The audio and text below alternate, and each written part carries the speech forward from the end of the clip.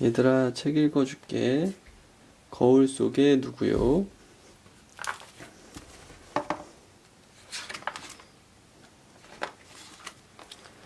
담담한 참나무, 야무진 참나무, 불붙이세 불붙이세, 이 집에도 저 집에도 숯쟁이 숯이 필요하다네.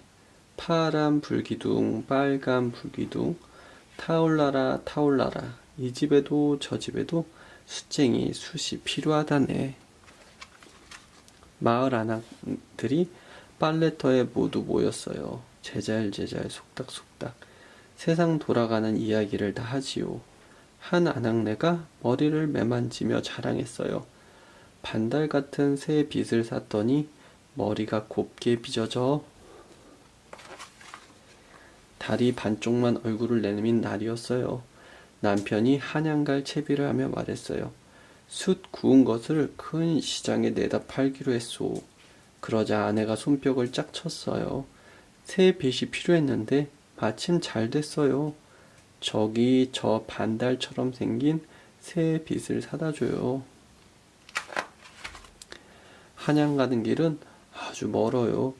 산도 넘고 강도 건너고 들판도 지나야 하지요. 해도 따라가고 달도 따라가고, 그렇게 남편은 한양에 도착했어요.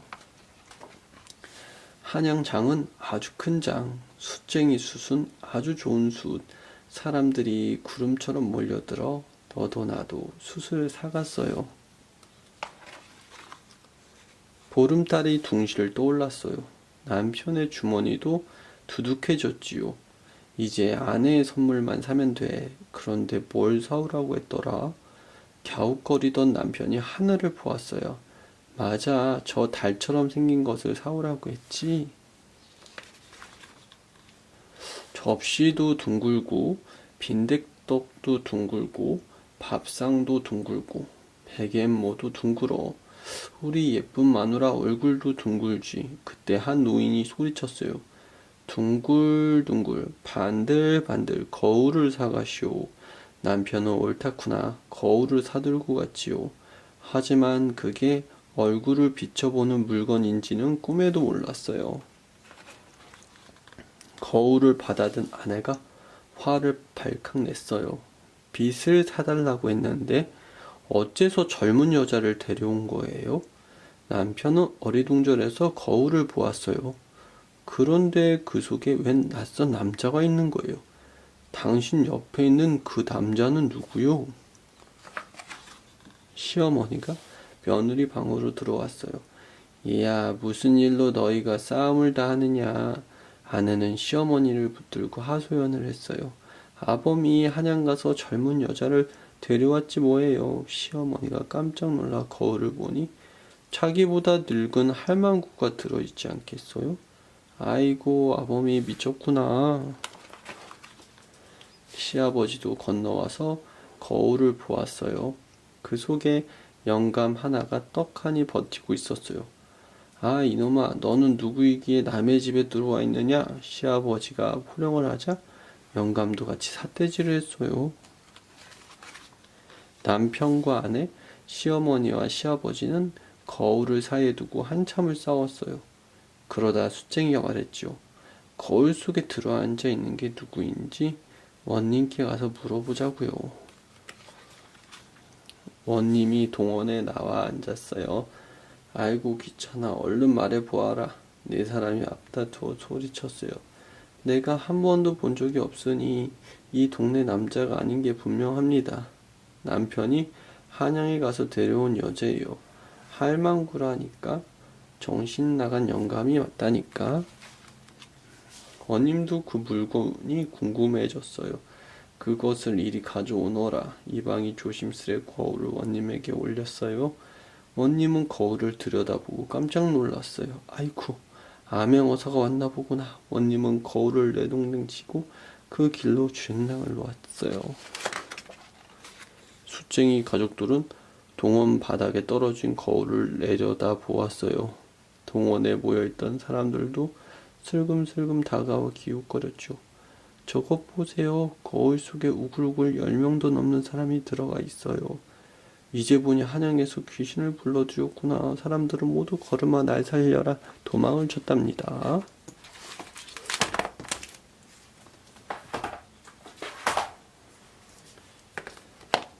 추 선생의 특별한 미술 수업.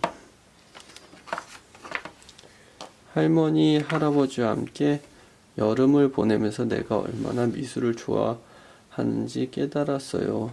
할머니는 화가예요. 할머니는 그림도 잘 그리고 색칠도 참 잘하세요. 그런 할머니가 나더러 타고난 화가라고 칭찬해 주셨어요. 그래서 나는 가을이 되어 집으로 돌아가면 하루라도 빨리 학교에서 미술 수업을 받고 싶었어요. 그런데 딱 하나 문제가 있었어요. 바로 시험. 나는 시험을 잘 칠 자신이 없었어요. 다시 집으로 돌아왔을 때 나는 학교에 다니는 게 즐거웠어요. 정말 믿기 힘든 일이었지요. 왜냐하면 원래 나는 글자를 읽는 걸 많이 힘들어했거든요. 하지만 지금은 괜찮아요. 게다가 새로 오신 도노반 선생님이 정말 좋았어요. 아일랜드에서 오셨는데 푸른 눈동자의 목소리가 종소리처럼 낭낭한 분이었어요. 선생님은 고향집 가족 이야기를 해주길 좋아했는데 특히 선생님의 아버지 이야기를 즐겨 하셨어요. 선생님은 하루 종일 얼굴에서 웃음이 떠나지 않는 분이었지요. 그런데 처음으로 사회시험지를 채점해서 나누어준 날에는 선생님의 얼굴에 웃음기가 없었어요. 시험지를 펼쳐보고 나는 얼굴이 화끈거렸어요. 또 빵점을 맞았거든요. 문제는 내가 우리 반에서 제일 글자를 늦게 읽는다는 거였어요. 다 아는 내용이었지만 시험 문제를 풀려면 항상 시간이 모자랐어요. 나는 매주 시험날이 다가오면 배가 살살 아팠어요. 결국 선생님이 나를 불러 앉혔어요. 트리샤, 다 아는 내용이잖아. 너는 다른 아이들보다 시간이 더 필요할 뿐이야. 그때부터 선생님은 시간을 충분히 주었고 당연히 내 성적은 쑥쑥 올랐어요. 그런데 그걸로 다른 문제까지 해결되진 않았어요. 새로 다니게 된 학교에는 제대로 된 미술 시간이 없었어요. 미술실도 없어서 미술 선생님이 수레에 준비물을 싣고 돌아다니며 일주일에 30분 수업하는 게 전부였지요. 그러던 어느 날 도노반 선생님이 내가 그린 그림을 보게 되었어요. 선생님은 내 그림을 교실 게시판에 붙여놓았어요. 트리샤, 너는 참 놀라운 재주를 가졌구나. 반 아이들이 우르르 모여들어 내 그림을 보았어요. 우와, 제법 그리는데 하고 데이비 멀포드가 말했어요.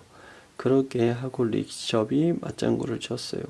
아이들에게 아주 인기가 많아서 나한테는 말을 붙인 적도 없던 네오네 프라이스조차 깜짝 놀랐어요. 얼마나 뿌듯했는지 몰라요.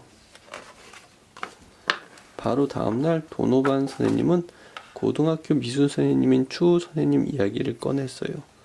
추 선생님은 매주 화요일과 목요일에 어린이 화가들을 위한 특별 교실을 여신단다. 내 그림을 보여드렸더니 내가 꼭 그 반에 들어왔으면 하시더구나. 자, 어떻게 생각하시나요, 트리샤 양? 나는 그림 그리는 게 정말 좋았어요. 그림을 그리다 보면 숨 쉬는 것조차 잊어버릴 때가 있을 정도로요. 그날 나는 집까지 폴짝폴짝 뛰어갔어요. 어서 빨리 엄마한테 소식을 전하고 싶었으니까요. 첫 수업이 있었던 화요일, 태어나서 그렇게 빨리 걸었던 적은 없었던 것 같아요. 추 선생님 수업에 늦지 않게 도착하려고요. 그런 교실은 난생 처음이었어요.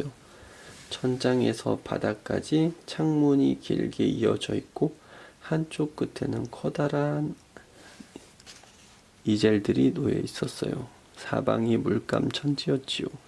아는 사람은 아무도 없었어요. 그때 추 선생님이 살랑이는 바람처럼 교실로 들어왔어요. 선생님이 입고 있던 작업용 덧옷은 여기저기 물감으로 잔뜩 뒤덮인 모양이 그 자체가 하나의 그림이었지요. 선생님은 키가 크고 날씬했고 말을 할 때는 중국식 말씨가 섞여 있었어요. 선생님이 길고 아름다운 손가락으로 내 쪽을 가리키며 말했어요. 오늘 새로운 학생이 있어요. 이름은 테레사 바버랍니다. 테레사? 나는 당장 소리치고 싶었어요. 아니에요. 내 이름은 트리샤예요. 그런데 추 선생님은 어느새 몸을 빙그르 돌려 학생들에게 스케치북을 나눠주고 있었어요. 그날부터 나는 테레사가 되었지요. 나는 선생님의 말을 알아듣기가 무척 힘들었어요. 오늘은 또 하나의 언어를 배우게 했어요. 바로 미술이라는 언어지요. 그러면서 선생님은 가슴에 손을 얹었어요. 미술, 언어, 그 언어는 말하기 위한 언어가 아니라 감정과 이미지의 언어랍니다. 하지만 먼저 여러분은 보는 법을 배워야 해요. 제대로 보는 방법. 선생님이 탁자 한가운데 후추병 2개를 내려놓았어요. 각자 스케치북을 펴고 연필을 드세요. 이제 후추병을 그리세요. 그런데 여러분, 그림을 그리기 전에 먼저 후추병을 잘 보세요. 그냥 쳐다보지 말고 관심을 갖고 눈여겨보아야 해요. 빛이 어떻게 춤을 추며 유리를 통과하는지, 어떻게 탁자 위에 그림자를 만들어내는지 보이나요? 네, 보여요. 그걸 그리세요. 하고 선생님이 말했어요. 어떻게 하면 연필선을 더 진하게 혹은 더 연하게 그릴 수 있는지 보이나요? 선생님이 연필선을 진하게 그렸다가 점점 더 연하게 그렸어요. 네, 그것도 보여요. 그래, 테레사 제대로 보았구나. 이제 다시 그림을 그려보세요. 후추병의 위치를 옮겨보세요. 스케치북 한가운데 말고 후추병들이 종이에서 벗어나도 괜찮아요. 의도적인 거죠. 후추병을 더 크게 그려서 빛이 그림자를 만들 때 바로 그 춤추는 빛을 포착해 보세요. 선생님은 탁자 앞을 왔다 갔다 하며 노래하듯 말을 줄줄 쏟아냈어요. 우리는 6번이나 후추병을 그렸어요. 6번 모두 다른 방법으로요. 수업이 끝날 무렵 선생님이 말했어요. 어딜 가든 스케치북을 가지고 다니세요. 먼저 잘 보고 그 다음에 그리세요. 마음이 바빴어요. 나는 어딜 가나 스케치북을 꼭 챙겼어요. 집으로 돌아오는 버스에서 좌석에 앉은 승객들을 그렸어요. 버스 운전사 아저씨도요. 집에서는 그릇에 담긴 사과들과 우리 집 고양이 틸리를 그렸어요. 저녁을 먹은 뒤에는 엄마와 리치 오빠더러 꼼짝 말고 앉아 있으라고 주문했어요. 그래야 두 사람을 그릴 수 있으니까요. 오빠가 투덜거렸어요. 너는 숙제도 없냐? 이게 숙제야. 조금만 참아. 오빠는 거의 다 그렸으니까. 이튿날 과제를 끝마치고 나서 도노반 선생님에게 책상 위에 놓인 사진 속 선생님의 아버지를 그려도 되는지 여쭤봤어요. 나는 추 선생님이 하신 말씀을 하나도 빼먹지 않으려고 열심히 노력했어요. 다음 미술 시간에 추 선생님이 나를 책상 앞으로 불렀어요. 다른 학생들은 모두 한두 장의 스케치를 내고 끝이었어요. 하지만 나는 20장이나 그렸어요. 그림을 정말 잘 그리는구나. 선생님의 두 눈이 싱긋 웃고 있었어요. 마치 우리 둘 사이에 비밀이라도 있는 것처럼 말이죠. 고양이, 사과, 어머니와 오빠 하나하나 세세하게 다 포착해냈어. 특히 내가 음성적 공간을 잘 활용한 게 마음에 들어. 음성적 공간? 이 그림 보이니? 테레사? 뭐가 보이지? 선생님이 어떤 그림을 들어 올렸어요. 두 사람이 서로 바라보고 있는 모습이요. 그건 누가 봐도 다 아는 건데, 테레사, 이번엔 두 얼굴 말고 그 사이에 뭐가 있는지 보렴. 아무것도 없는데 잠깐 목이 구불구불한 키 큰 컵이요. 맨 처음 내가 본 게 바로 음성적 공간이야. 빈 공간이나 배경을 먼저 봤다는 말이란다. 그리고 지금은 실제 물체를 읽어낸 거고. 정말 대단해. 나는 내가 그린 그림들을 한 장씩 보면서 음성적 공간을 찾아보았어요. 하루하루가 즐거웠어요. 그런데 몇 주 뒤 도노반 선생님이 교무실에 갔다 오더니 슬픈 표정을 지었어요. 선생님은 할 말을 잃은 사람처럼 보였어요. 그저 물끄러미 창밖만 내다보았죠. 이윽고 선생님이 입을 열었어요. 오늘 아버지가 하늘나라로 떠났어요 하고 선생님이 낮은 목소리로 말했어요. 우리는 모두 자리에서 벌떡 일어나 선생님에게 달려갔어요. 이튿날 선생님은 급히 아일랜드로 떠났어요. 그리고 스펄링 선생님이 임시 선생님으로 왔어요. 그 선생님은 한 번도 웃지 않았어요.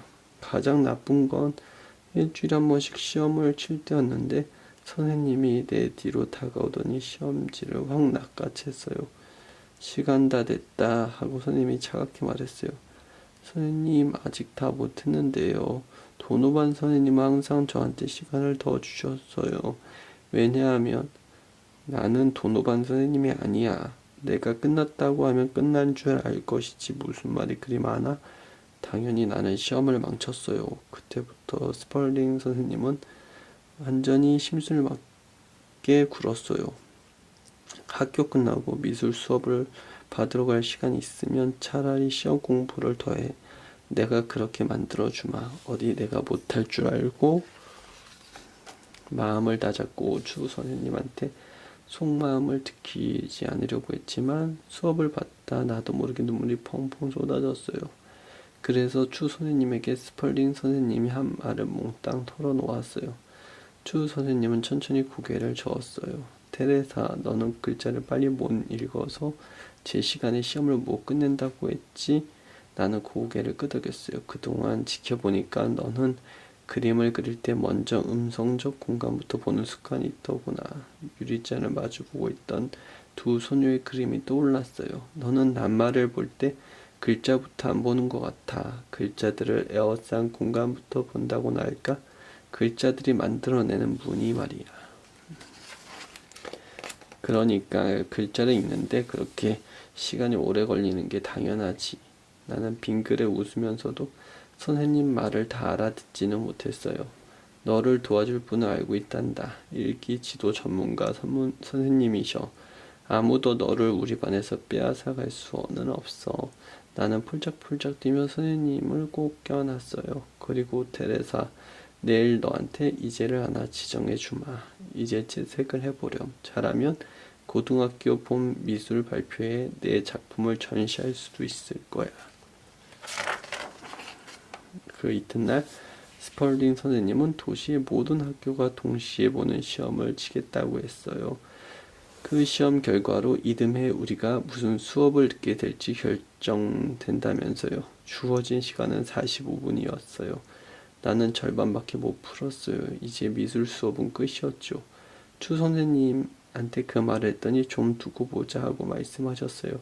엄마의 허락을 받고 추 선생님이 직접 나를 데리고 읽기지도 전문가 선생님한테 가기로 했어요. 수업이 끝나자 추 선생님이 차로 나를 데리러 왔어요. 지붕이 열리는 근사한 차로요. 선생님의 차를 타고 학교 앞을 지나가는데 정말 신났어요. 스펄링 선생님도 우리를 보았어요. 맥클레어 박사님과 함께 읽기 게임을 100개도 넘게 했지만 나는 두렵지 않았어요. 박사님은 나를 도와주려고 했으니까요. 마침내 박사님이 추 선생님을 불렀어요. 선생님이 제대로 보셨습니다. 이 아이는 낱말이 아닌 무늬를 읽고 있군요. 그래서 시간이 걸립니다. 추 선생님의 요청으로 모든 관계자들이 참석하는 회의가 열렸어요. 교장 선생님, 스펄링 선생님, 추 선생님, 맥클레어 박사님, 그리고 우리 엄마까지. 스펄링 선생님은 방과 후에 미술 수업을 듣는 건 그냥 심심풀이일 뿐이라고 주장했어요. 공부를 해야 할 시간에 그림을 그리고 있다면서요. 그때 추 선생님이 나섰어요. 하지만 이 아이는 시험을 끝까지 보려면 추가 시간이 필요해요. 모든 시험에서요. 추 선생님과 맥클레어 박사님이 나는 다른 학생과 다른 방식으로 사물을 본다고 말하자 스펄링 선생님은 코 웃음을 쳤어요.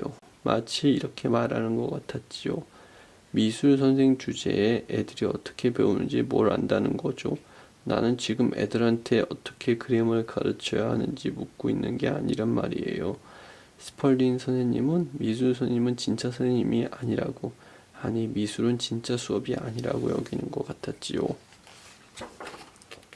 정확히 이틀 뒤에 도노반 선생님이 돌아왔어요. 나는 당장 선생님에게 달려가 말아 껴안았어요. 선생님이 돌아와서 정말 기뻐요. 어떤 애가 그동안 스펄딩 선생님이 무슨 일을 벌였는지 일러바치자 선생님의 얼굴이 새빨개졌어요. 그날 이후 정확히 무슨 일이 일어났는지 잘 모르겠지만 앞으로 스펄딩 선생님을 볼 일은 없는 것 같았어요. 우리 반뿐만 아니라 우리 학교 어느 반에서여도요. 그래서 나는 계속해서 매주 화요일과 목요일에 추 선생님의 수업을 받으러 갔어요.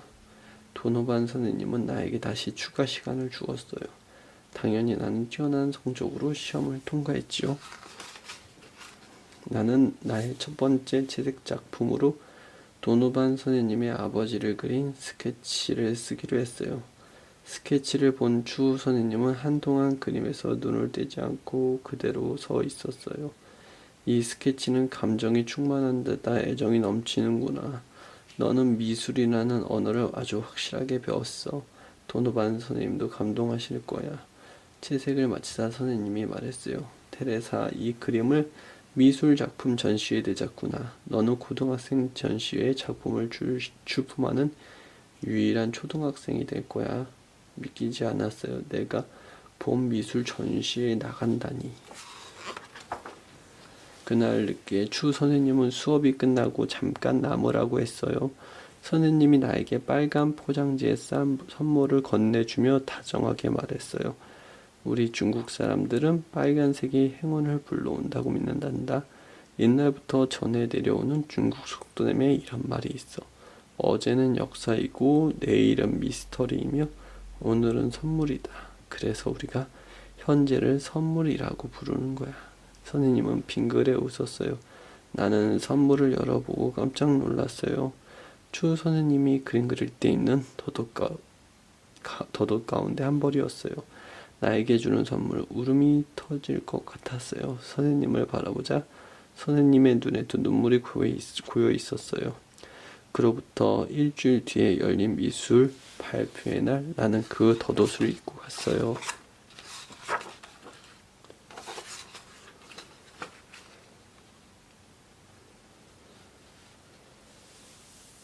불빛이 상드레를 부딪히며 춤을 추었어요. 사방에 우리가 그린 그림이 진열되었어요. 마음이 벅차올랐어요.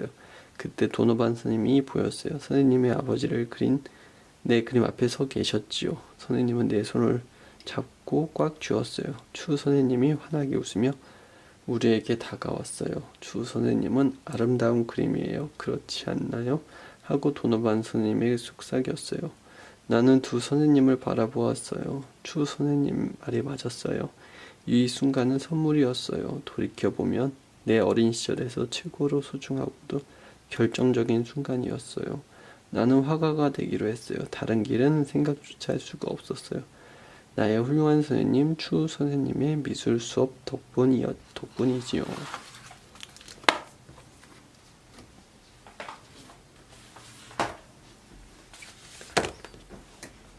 천둥 케이크.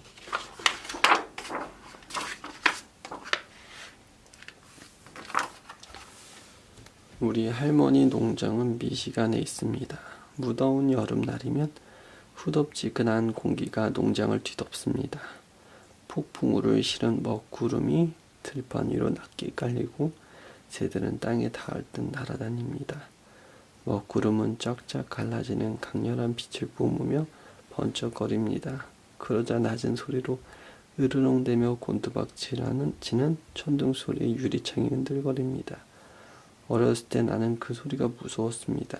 나는 오래전에 러시아에서 건너오신 할머니 집에 가는 것을 좋아했지만 미시간에 불어오는 여름 폭풍은 몹시 무서웠습니다. 무엇보다도 나는 천둥 소리를 무서워했습니다. 폭풍이 농장 가까이에 몰려오면 나는 늘 침대 밑으로 숨었습니다. 이 이야기는 우리 할머니가 이런 나에게 천둥과 폭풍을 무서워하지 않게 도와준 이야기입니다.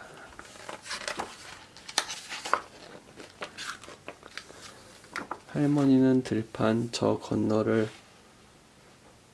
바라보며 깊은 숨을 들이쉬었습니다.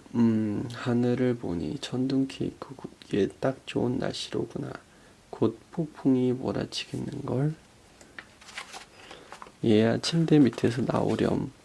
저건 그냥 천둥 소리일 뿐이란다. 할머니는 나를 달랬어요. 집안 공기는 온통 눅눅하고 후덥지근했습니다. 카르릉 울리는 천둥 소리 때문에 집이 흔들리고 창문도 덜컹거렸습니다. 나는 할머니를 꼭 껴안았습니다. 괜찮다, 괜찮아. 하지만 이렇게 할미를 꼭 붙들고 있으면 어떻게 천둥 케이크를 만들 수 있겠니? 할머니가 가만가만 말했습니다. 천둥 케이크요? 나는 할머니를 더욱 꼭 끌어안으며 더듬더듬 물었습니다. 그래, 저까지 천둥에 신경 쓰지 말아라. 천둥이 어디쯤 오고 있는지 살펴보기만 하면 된단다. 번갯불을 보거든 새기 시작하는 거야. 아주 천천히 말이야. 그러다 천둥 소리를 들으면 그만 세워야지. 그렇게 수를 세면 폭풍이 얼마나 멀리 떨어져 있는지 알 수 있단다. 알겠니, 얘야? 할머니는 나를 다독이며 말했습니다. 폭풍이 얼마나 멀리 있는지 알아야 한다. 그래야 폭풍이 몰아치기 전에 케이크를 만들어 오븐에 구울 수 있지. 그렇게 시간에 맞추어 구워내지 못하면 진짜 천둥 케이크라고 할 수 없단다. 할머니는 먹구름이 얼마나 멀리 떨어져 있는지 눈가늠을 하더니 성큼성큼 부엌으로 들어갔습니다. 그리고는 마디진 손으로 나무 난로 위에 선반에서 두꺼운 책 한 권을 꺼냈습니다. 어디 요리법을 찾아볼까? 기름때가 절어있는 책장을 한 장 한 장 찬찬히 뒤적이던 할머니는 접혀있는 부분을 찾아내본 들뜬 목소리로 말했습니다. 여기 천둥 케이크가 있구나. 할머니는 종이에다 케이크를 만들 재료를 꼼꼼히 적었습니다. 자, 이제 필요한 것을 챙기러 가졌구나. 할머니는 씩씩하게 말하며 뒷문 쪽으로 종종 걸음쳤습니다. 할머니와 내가 막 헛간에 도착했을 때 번쩍하고 번개가 무시무시하게 내리쳤습니다. 나는 할머니가 일러준 대로 수를 세기 시작했습니다. 하나, 둘, 셋, 넷, 다섯, 여섯, 일곱, 여덟, 아홉, 열까지 세자 천둥 소리가 카르릉 울려 퍼졌습니다. 10마일이라 폭풍이 10마일밖에 있다는 얘기란다. 할머니는 하늘을 올려다보며 말했습니다. 1시간 정도 남았으니 이제 서둘러야겠다. 먼저 조심해서 달걀을 가져오렴. 깍쟁이 쭈아리 넬리한테서 달걀을 가져와야 하다니. 넬리는 늙고 사나운 암탉이었습니다. 나는 무서웠습니다. 넬리가 날 쫄 것만 같았거든요. 이 할미가 옆에 있으니 널 해치진 않을 게다. 그냥 달걀을 가져오면 된단다. 번개가 다시 한번 쳤습니다. 하나, 둘, 셋, 넷, 다섯, 여섯, 일곱, 여덟, 아홉. 세어보니 9이었습니다. 9마일 남았구나. 다음은 우유를 가져올 차례였습니다. 늙은 발차기 조수한테서 우유를 가져와야 한다니. 할머니가 우유를 짜자 발차기 조수가 고개를 돌리고 나를 노려보았습니다. 나는 겁이 났습니다. 조수가 엄청나게 커 보였거든요. 그때 지직 번개가 쳤습니다. 하나, 둘, 셋, 넷, 다섯, 여섯, 일곱, 여덟. 세어보니 8이었습니다. 그리고 카르릉 천둥이 울렸습니다. 8마일 남았구나. 이제 광에 가서 초콜릿과 설탕, 밀가루를 가져와야겠다. 할머니가 목소리를 낮추며 말했습니다. 할머니와 나는 광야에 가기 위해 헛간에서 나왔습니다. 그리고 잡목이 우거진 숲 사이로 난 오솔길을 따라 내려갔습니다. 나는 또 겁이 났습니다. 갑자기 번개가 기다랗게 하늘을 가르며 번쩍거렸습니다. 하나, 둘, 셋,